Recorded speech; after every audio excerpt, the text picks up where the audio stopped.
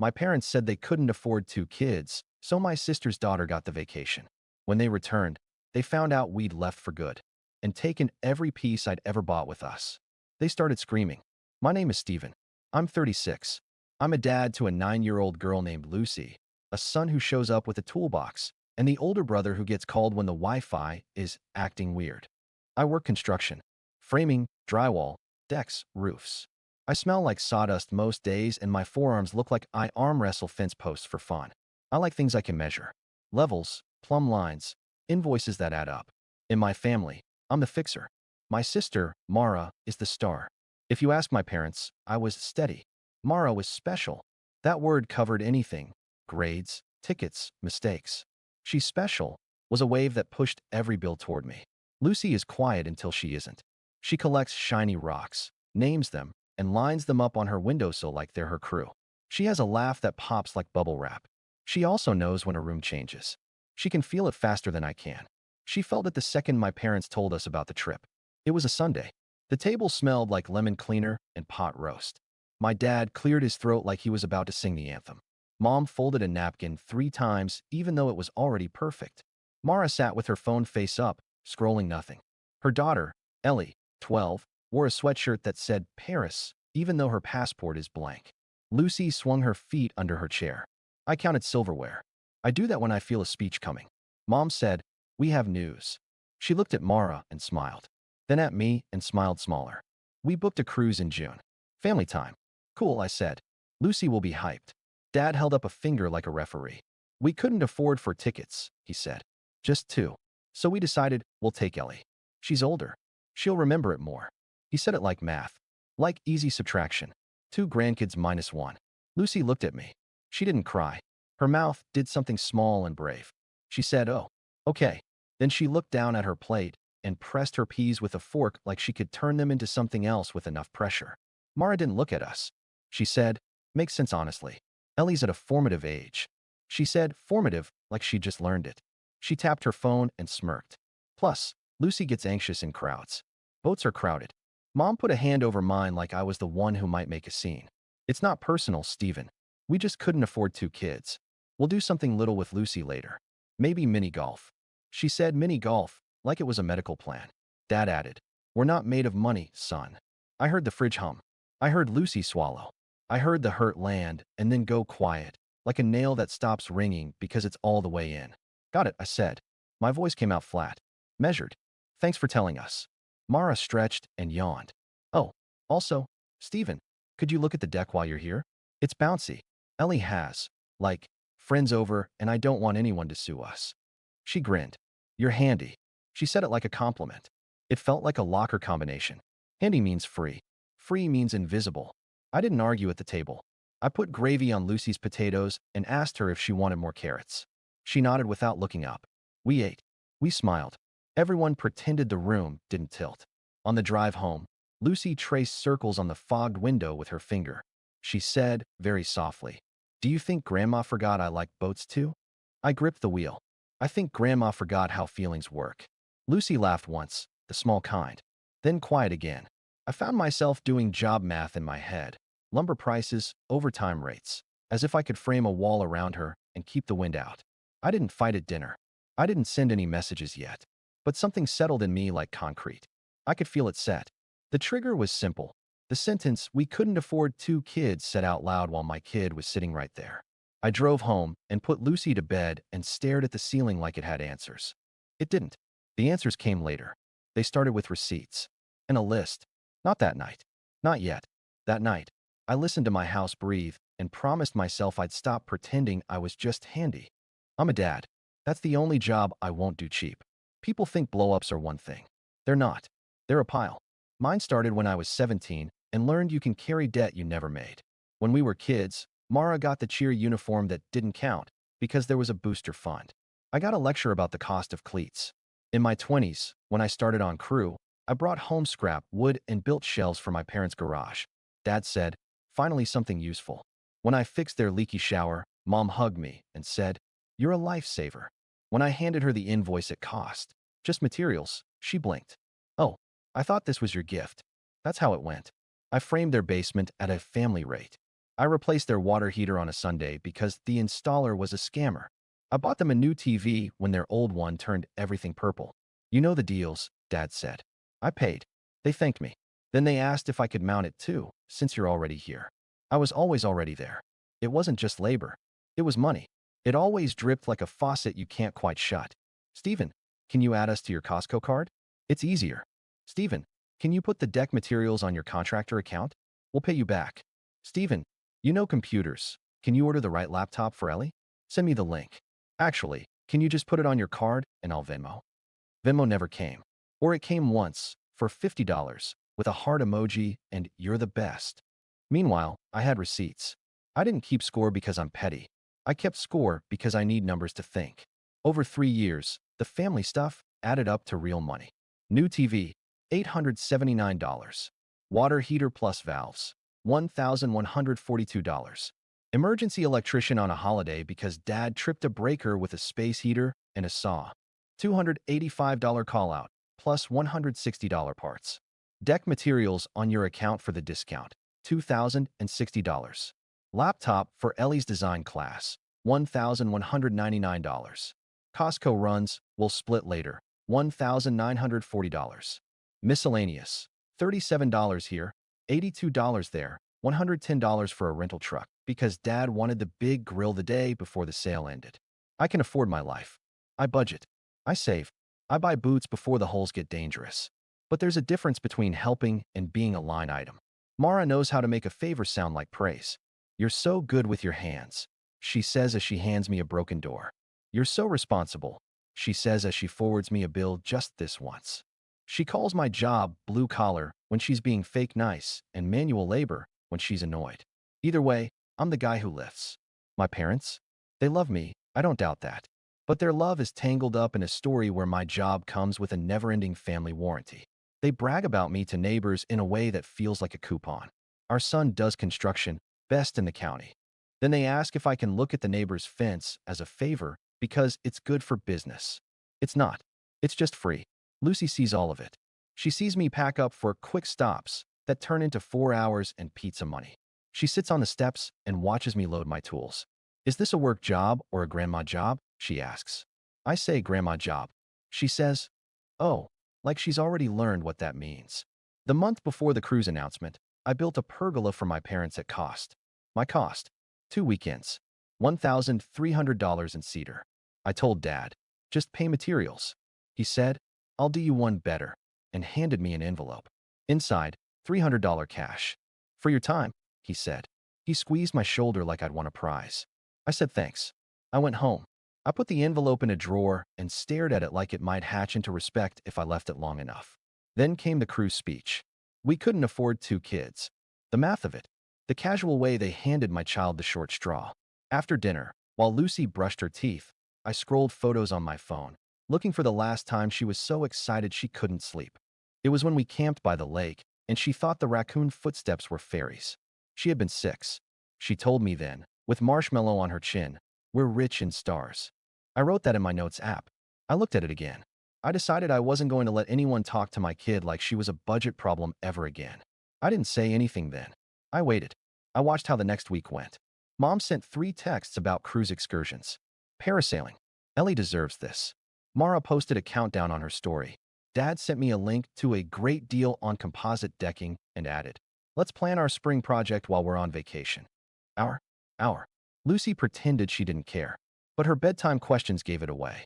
Do boats have quiet rooms? Does grandma get seasick? If you're scared on a boat, can you look at the sky instead? If I save allowance, can I buy my own ticket? How much are tickets? How many dog walking jobs is that? I answered what I could. Boats have quiet corners. Grandma has a strong stomach. The sky helps. It's a lot of dog walking. I started to write a list. Everything in my parents' house that I bought. Everything attached to me. TV, washer, dryer, grill, pergola materials, deck boards sitting in the garage for spring. The Ring camera system I installed after Dad said the neighborhood was getting sketchy. I didn't write it to be mean.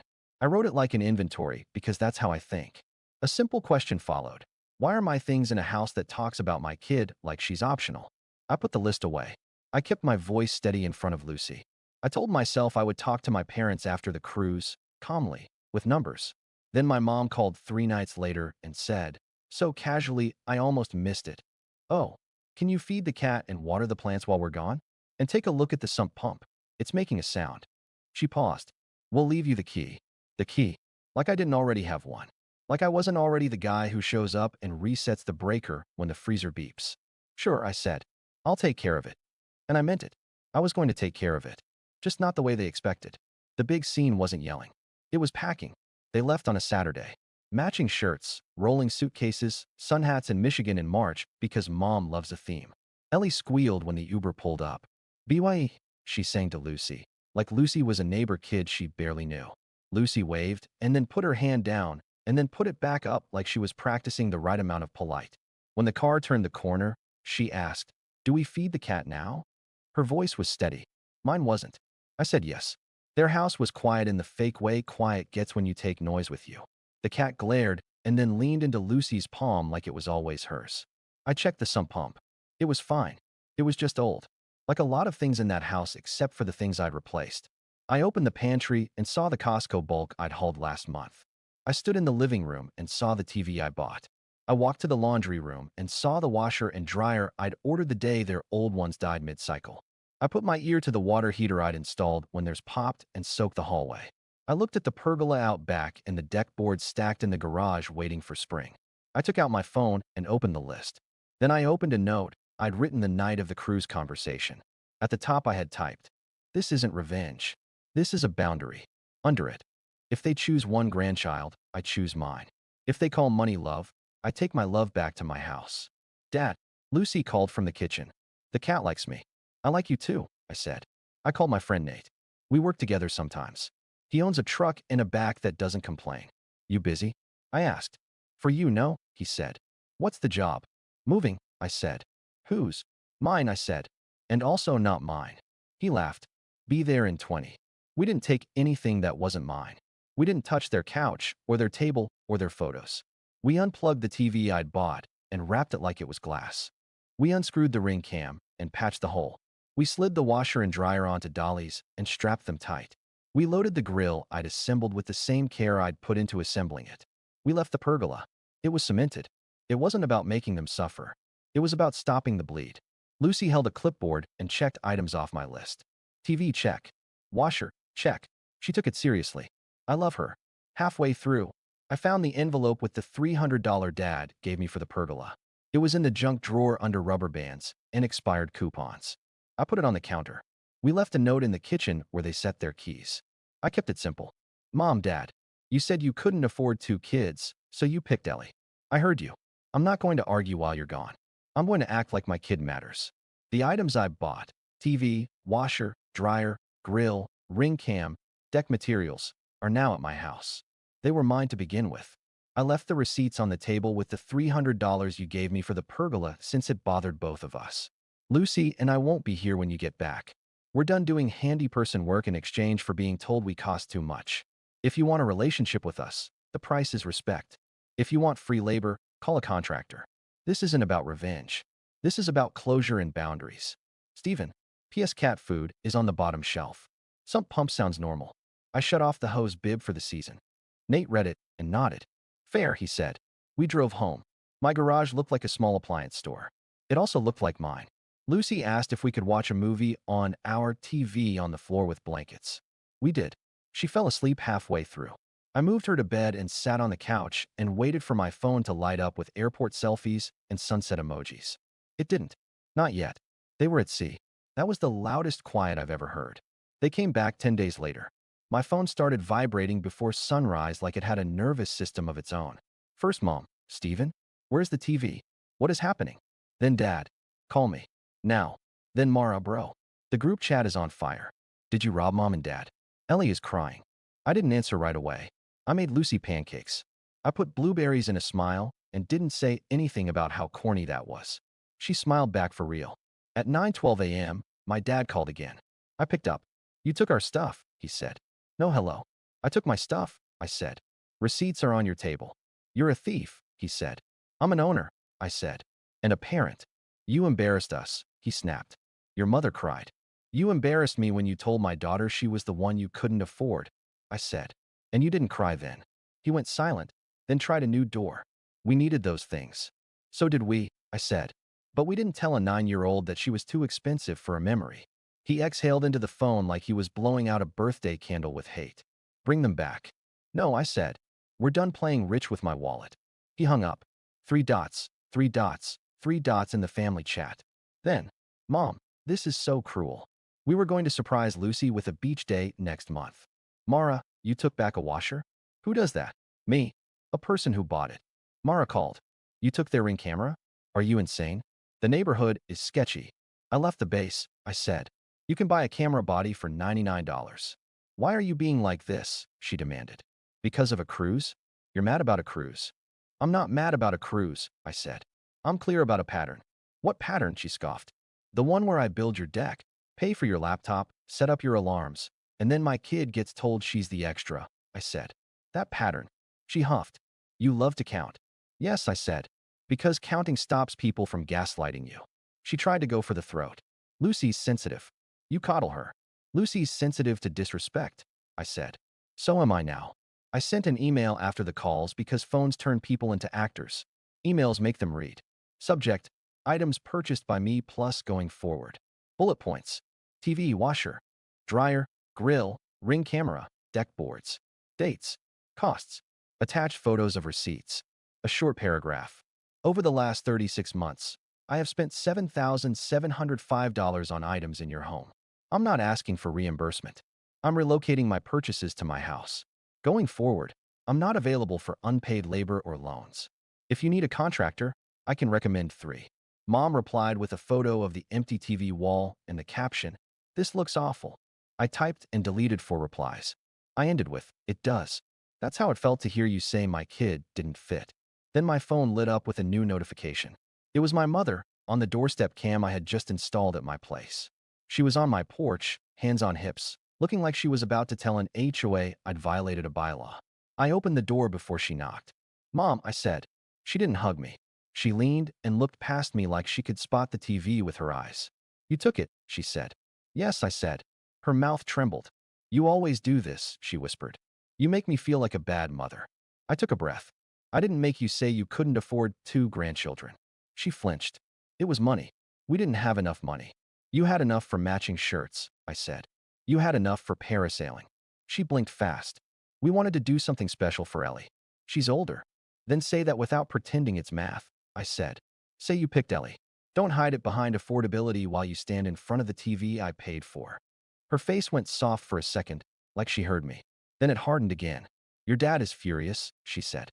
"He says you can forget about the house. He won't leave you anything." "Okay," I said.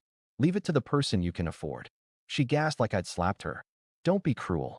"I'm being literal," I said. "I'm not auditioning for an inheritance." She looked around like my porch might offer her a different line. Then she saw Lucy behind me, holding the cat carrier for no reason, like she wanted to have something in her hands. Mom swallowed. "Hi, sweetie," she said. Lucy lifted her hand in a small wave. "Hi, Grandma." Mom looked back at me. "We'll talk later," she said, and left without looking again. The next 48 hours were loud. 16 calls, 32 texts, 2 emails from Dad that read like angry Yelp reviews, 1 message from Mara, a photo of Ellie crying with, "Are you happy now?" I didn't reply. I refused to respond to weaponized tears. Then it went quiet. Quiet is heavy when you grew up in noise. I kept moving because if I sat still too long, I'd start apologizing out of muscle memory. I returned the $300 envelope. I slid it under their door with an index card that said, "This was never enough. Keep it." Not a dig. Just true. I went to work. I built a stair stringer that fit the first time. I came home, helped Lucy with spelling, and installed our own Ring camera. I took back the time I spent fixing their house and used it on ours. Lucy and I made a chore chart. We made a weekend plan. Yard cleanup, library, a cheap diner with pancakes the size of steering wheels. I set aside $50 every Friday in a new account labeled Lucy's First Trip. Not to make the world fair. To remind myself I control our corner of it. A week later, Dad texted, "So we're done then?" I wrote back, "We're not done. We're different." He left it on read. That was better than his usual thumbs down. Mara tried to bargain. "If you bring back the washer, I'll pay you half." I wrote, "It's installed here." She said, "Fine. I'll just use the laundromat like a peasant." I said nothing. Then, 10 minutes later, What brand is a good budget washer? I sent 2 links. She bought one. Her next text. Thanks. I screenshotted it. Not to gloat. To remember she's capable when I stop cushioning. Mom sent a card. Inside, family first, and a photo of the cruise sunset. I almost laughed. I put it in a drawer. The loudest reaction came 2 weeks later, at church of all places. A woman I vaguely know cornered me by the coffee. I heard you took your parents' washer, she said, eyes bright. Is it true? Yes, I said. That's bold, she whispered. No, I said. It's ownership. She blinked and walked away like I'd said a swear. The practical part of aftermath was easy. Deliveries, screws, brackets. The emotional part was a saw that kept binding. I kept repeating the line because it kept me from going soft in the wrong places. This isn't about revenge. This is about closure. One night, while I was changing a light fixture, Lucy came in with 2 rocks cupped in her hands. This one is heavy but small, she said. This one is big but light. She put them on the table. Like words. I nodded, suddenly useless with my hands. Exactly, I said. Can we go to the lake again this summer? She asked. Yes, I said. With or without anyone. She smiled. We're rich in stars. We are. Closure, for me, wasn't an apology speech on a porch in the rain. It was a lot of boring, good choices in a row. I moved every monthly dollar I used to drop on family emergencies into 2 new buckets, Lucy trip and house repairs, ours. I wrote an email to my parents that said, if you want help with a project, I can send referrals.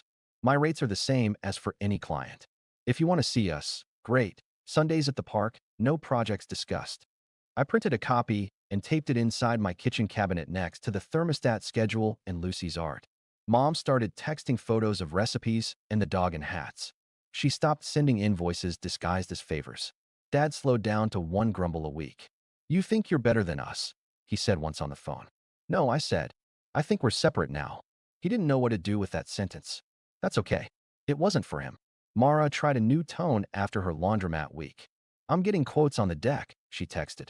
Do you have tips so I don't get ripped off? I sent 3 questions to ask and told her to get it in writing.